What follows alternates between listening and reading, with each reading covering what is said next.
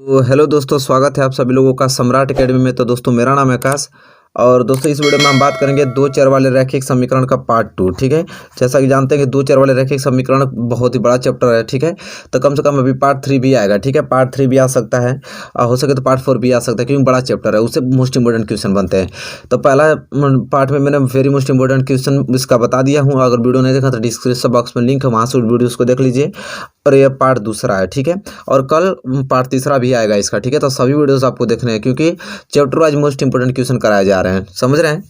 तो देखिए, आज की वीडियो बहुत ही आप लोगों के लिए खास है, क्योंकि ऐसे क्वेश्चन से आज डिस्कस होने वाले हैं।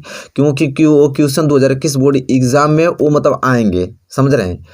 2021 बोर्ड में आएंगे, 2020 में आया था, 19 में आया था, मतलब हर बार आता रहता है। ठीक है, तो इस वीडियो को आपको शुरू से लेकर लास्ट तक देखना है। जो भी कंसेप्ट में बताऊंगा उसको आपको फॉलो भी करना है। ठीक है, तो वीडियो को लाइक नहीं किया तो प्लीज़ लाइक कीजिए, 200 लाइक तक की हमारी इस वीडियो को ले जाइए।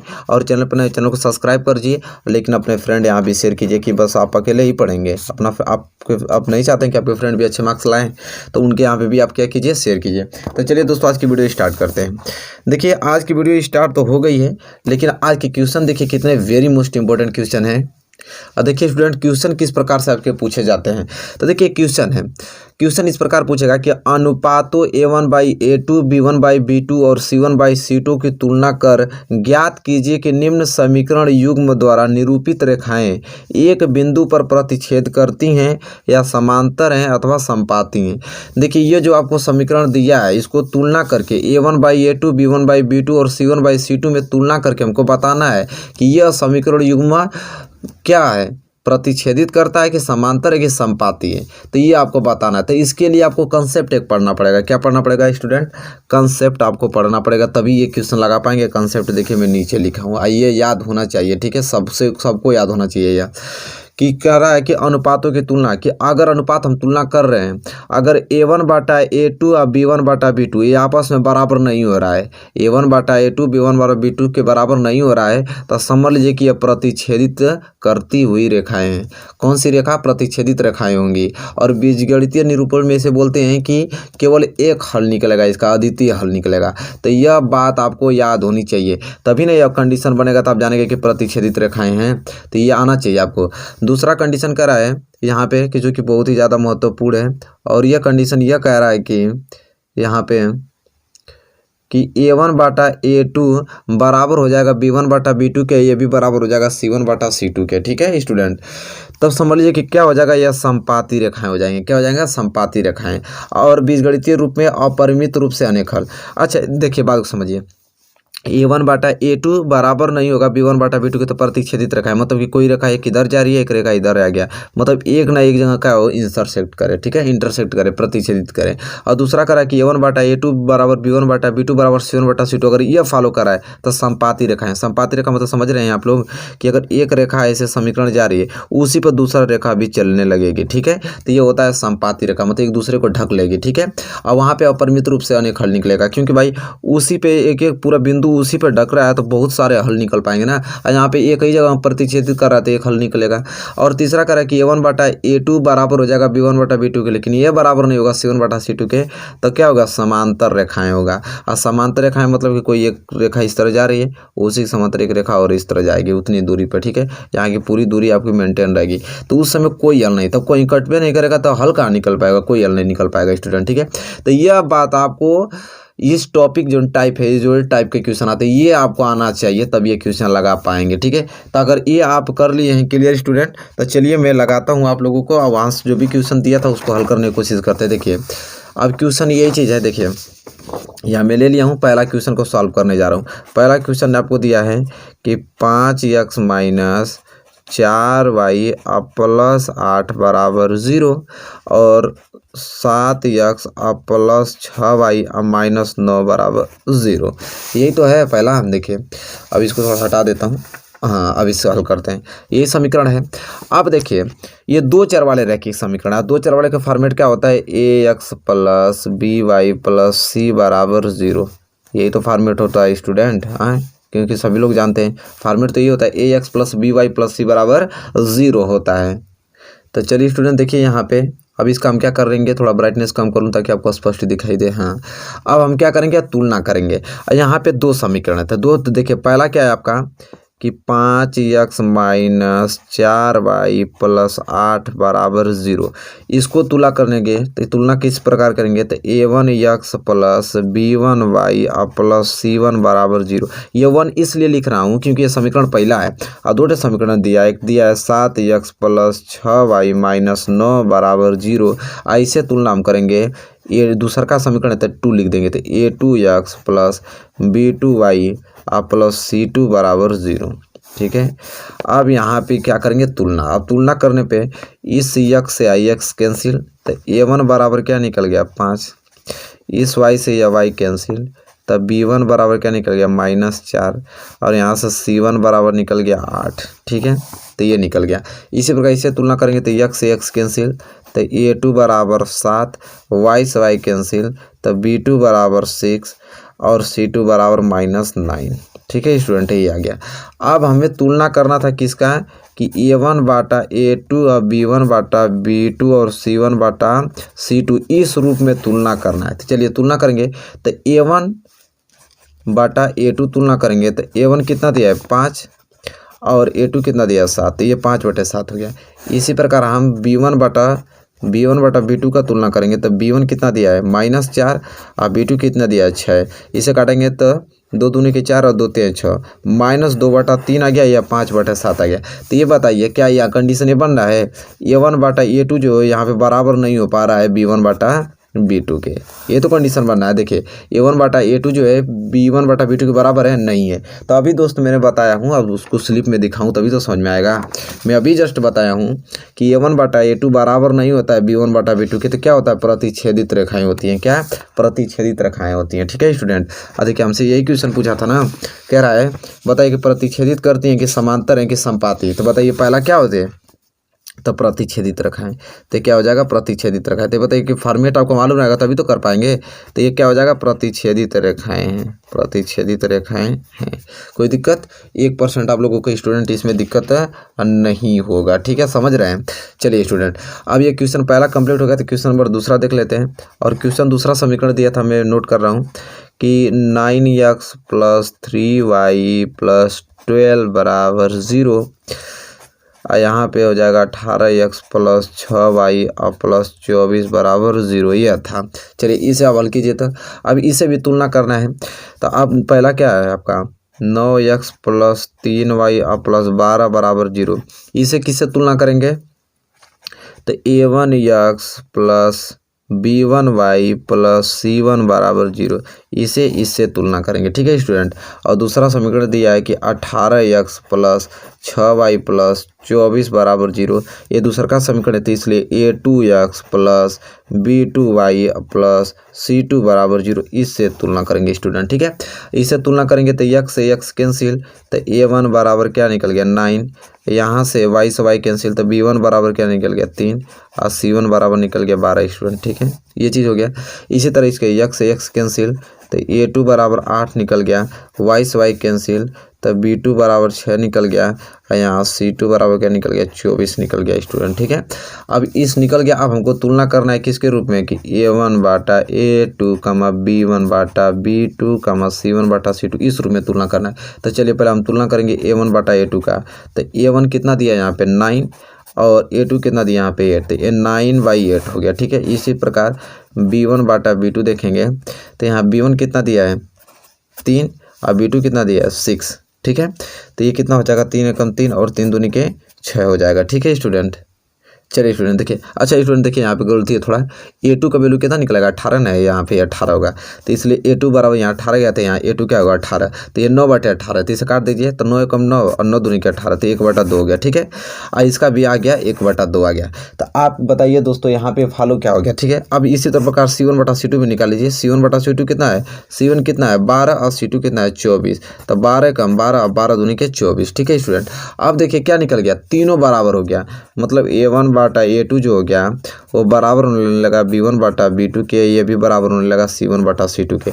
अब बताइए आप स्टूडेंट, जब यह बनता है कि A1/A2 बराबर होने लगता है B1/B2 के, ये बराबर होने लगता है C1/C2 से, क्या होता है, समपाती रेखाएं होती हैं। ठीक है, तो ये क्या हो जाएगी, समपाती रेखाएं हो जाएगा स्टूडेंट, क्या हो जाएगा, समपातीय रेखाएं हो जाएगा। ठीक है, कोई दिक्कत, 1% दिक्कत नहीं है। ठीक है, ये 18 था। ठीक है, तो जैसा कि देख पा रहे हैं कि एकदम क्लियर हो गया, कोई दिक्कत, 1% दिक्कत नहीं है। एक इक्वेशन और बचा है, चलिए उसे सॉल्व कर लेते हैं। ठीक है, वो इक्वेशन क्या बचा है और वो क्या कह रहा है, तो उस इक्वेशन को भी हम लोग सॉल्व करेंगे तभी तो मालूम चलेगा। देखिए तीसरा इक्वेशन दिया था, उसमें क्या, मैं नोट करता हूँ, नोट कीजिए हमारे साथ। 6x - 3y + 10 = 0। एक दिया था 2x - y + 9 = 0। ठीक है, अब देखिए तो इसे भी हम लोग पहले तुलना करेंगे। तो पहले पहला समीकरण क्या दिया है कि 6x - 3y + 10 = 0। इसे किससे तुलना करेंगे, तो a1x + b1y + c1 = 0, इससे तुलना करेंगे। और दूसरा समीकरण दिया है कि 2x - y + 9 = 0, इसको किससे तुलना करेंगे, दूसरा का समीकरण है तो a2x + b2y + c2 = 0, इससे तुलना करेंगे। ठीक है स्टूडेंट, चलिए तुलना करेंगे। तो x से x कैंसिल, तो a1 बराबर क्या निकल गया 6, y से y कैंसिल, तो b1 बराबर क्या निकल गया -3 और c1 बराबर क्या निकल गया 10। यहाँ से तो ये निकल गया और यहाँ से क्या निकल गया, x से x कैंसिल, तो a2 = 2 और यहाँ b2 बराबर, देखिए y के आगे कुछ नहीं तो एक छिपा है, तो इसलिए क्या हो जाएगा -1 और c2 बराबर क्या हो जाएगा 9, इतना आ गया। अब हमें इसे तुलना करना है क्या कि A1/A2, B1/B2 C1/C2 के रूप में तुलना करना है। तो A1/A2 हम तुलना करेंगे कि A1/A2, तो A1 क्या है 6 और A2 कितना है 2। ठीक है, तो यहाँ क्या हो जाएगा 2 3 6, तो ये कितना आ गया 3। इसी तरह हम B1/B2 को चेक करेंगे, तो B1 कितना दिया है -3 और B2 कितना दिया है -1, तो माइनस माइनस कैंसिल, 3 में जब 1 का भाग देंगे तो क्या जाएगा 3 बार। ठीक है, इसी प्रकार हम C1/C2 को तुलना करेंगे, तो C1 कितना है 10 और C2 कितना है 9। तो जैसा कि देख पा रहे हैं हम कि जो A1/A2 है ये भी 3 आया है और B1/B2 ये भी 3 आया है, तो हमको ये मालूम चल गया कि जो A1/A2 है ये बराबर हो रहा है B1/B2 के, लेकिन ये बराबर नहीं हो रहा है C1/C2 के। ये चीज़ तो आपको दिमाग में धंस गया होगा। चलिए सिर्फ दिखाता हूँ कि जब ये कारण बने कि A1/A2 बराबर होने लगता है B1/B2 के, ये बराबर नहीं होता है C1/C2 के, तो समझ लीजिए कि कौन सा रेखा बनता है, तो समांतर रेखा। क्या, समांतर रेखा, समांतर रेखाएं। ठीक है, तो देखिए ये कंसेप्ट बहुत ही ज़्यादा इंपॉर्टेंट था। तीनों कंसेप्ट मैंने एक एक एग्जाम्पल से बहुत अच्छे ढंग से आप लोगों को क्लियर कर दिया है। कोई दिक्कत, 1% दिक्कत नहीं होगी स्टूडेंट इस प्रकार के क्वेश्चनों में। देखिए ये टाइप हो गया कंप्लीट। अब देखिए इसी बेस पे दूसरा टाइप के क्वेश्चन किस प्रकार पूछा जाता है वो हम डिस्कस करने वाले हैं, उसको देखिए और नोट कीजिए। चलिए स्टूडेंट देखिए टाइप दूसरा आ गया है और देखिए इसे किस प्रकार सॉल्यूशन किया जाता है, वेरी मोस्ट इंपॉर्टेंट टाइप है। कह रहा है कि निम्न रैखिक समीकरणों के युग्म में से कौन से युग्म संगत या असंगत है। ठीक है, संगत या असंगत है, यदि संगत है तो ग्राफीय विधि से हल कीजिए। आपको इसमें चेक करना है कि कौन संगत है कौन असंगत। अगर जो संगत निकल गया इन दोनों में से तो उसका क्या करना है, ग्राफीय विधि से हल याद करना है, ग्राफीय विधि से। ठीक है, तो चलिए सबसे पहले हम पहला को सॉल्यूशन करते हैं। पहला हम देखते हैं कि संगत है कि नहीं, संगत रहेगा तभी तो ग्राफीय विधि से हल करेंगे। पहला आपका दिया है कि x + y = 5 और दूसरा दिया है कि 2x + 2y = 10। पहले तो इसे चेक करते हैं। ठीक है, तो पहला समीकरण दे दिया x + y बराबर क्या दिया है स्टूडेंट 5। ठीक है, ये दे दिया और इसे हम तुलना करते हैं किससे, इसे इधर लाइए, तो x + y और +5 इधर जाएगा तो -5 = 0 हो जाएगा। ठीक है, इसे तुलना करते हैं। तो जैसा कि देख पा रहे हैं इसे तुलना करेंगे तो A1x + B1y + C1 = 0, इससे तुलना करेंगे तो ये निकलेगा क्या, ये देखिए x के आगे कुछ नहीं तो एक छिपा रहता है, हमेशा बात याद रखिए। तो x से x कैंसिल, तो A1 बराबर क्या आ गया 1। इसी तरह y के आगे भी एक छिपा रहता है, तो y से y कैंसिल होगा तो B1 बराबर b क्या आ जाएगा 1। ठीक है, और C1 बराबर क्या आ जाएगा, यहाँ से -5 आ गया। ठीक है, और दूसरा समीकरण क्या दिया है यहाँ पे कि 2x + 2y = 10। ठीक है, तो इसे करेंगे तो 2x + 2y और +10 इधर आएगा तो -10 = 0। ठीक है, तो ये क्या हो जाएगा, ये दूसरा है तो A2x + b2y प्लस c2 बराबर 0, इससे तुलना करेंगे तो x से x कैंसिल तो a2 बराबर क्या आ गया यहाँ पे 2, y से y कैंसिल तो b2 बराबर क्या आ गया यहाँ पे 2 और c2 बराबर क्या आ गया -10 आ गया स्टूडेंट। ठीक है, तो चलिए तो देखिए हम लोग कह रहा है कि संगत है कि असंगत, तो ये बताइए कि संगत है कि असंगत, ये पूछा है ना। अब देखिए आपको करना ये चीज़, देखिए स्टूडेंट दिखा देता हूँ मैं एक चीज़ आपको ताकि आपको अच्छे ढंग से समझ में आ जाए। संपाति को ही संगत कहते हैं, संपाति को ही क्या कहते हैं संगत, जो साथ साथ चलती हैं, समझ रहे हैं। तो अगर यह फॉर्मेट बन जा रहा है तो समझ लीजिए कि क्या है, संगत है। ठीक है, यह फॉर्मेट बन जाता है। चलिए चेक करते हैं। तो पहले हम पारिवार से निकालेंगे कि a1 बटा a2 निकाल रहे हैं, तो a1 कितना दिया है 2 और a2 कितना दिया है 1, नहीं सॉरी a1 बटा a2, a1 यहाँ पे नहीं है तो a1 क्या दिया है 1 और a2 यहाँ से क्या निकल गया 2, तो a1 बटा a2 क्या हो गया 1/2। इसी तरह हम निकालेंगे क्या b1 बटा b2, तो स्टूडेंट देखिए b1 क्या है 1 और b2 क्या है 2, तो ये भी 1/2 आ गया। इसी तरह c1 बटा c2, तो c1 कितना दिया है -5 और c2 कितना दिया -10, तो माइनस माइनस कैंसिल और 5 एकम 5 और 5 दूनी के 10, ये भी 1/2। तो आप ही बताइए कि यहाँ पे a1 बटा a2 बराबर हो गया b1 बटा b2 के और a भी बराबर हो गया c1 बटा c2 के। तो मैंने क्या बताया था कि यह जब भी फॉर्मेट आ जाए तो समझिए क्या है, संगत है। तो क्या हो गया, संगत आ गया। अब संगत स्टूडेंट आ गया तो अब इसे हमें ग्राफी विधि से हल निकालना है। और ग्राफी विधि से हल करना कल मैं बताया था किस प्रकार हल करना है, तो चलिए एक बार और मैं मतलब इसको बता दूं सवाल को। तो ग्राफी विधि से किस प्रकार हल निकालते हैं, देखिए पहला समीकरण क्या दिया था, x प्लस वाई बराबर 5, ये तो दिया था x प्लस वाई बराबर 5। यहाँ से हम x की वैल्यू निकालेंगे तो x बराबर क्या आ जाएगा 5 प्लस वाई उधर जाएगा तो क्या हो जाएगा -5। ठीक है, अब यहाँ करने के लिए सबसे पहले हमें क्या बनाना पड़ता है, बॉक्स बनाना पड़ता है। ठीक है, बॉक्स बनाना पड़ता है। चलिए बॉक्स बना लेते हैं। ये हो गया x, ये क्या हो गया y। ठीक है, और यहाँ पे हम लोग कुछ मान निकाल देते हैं।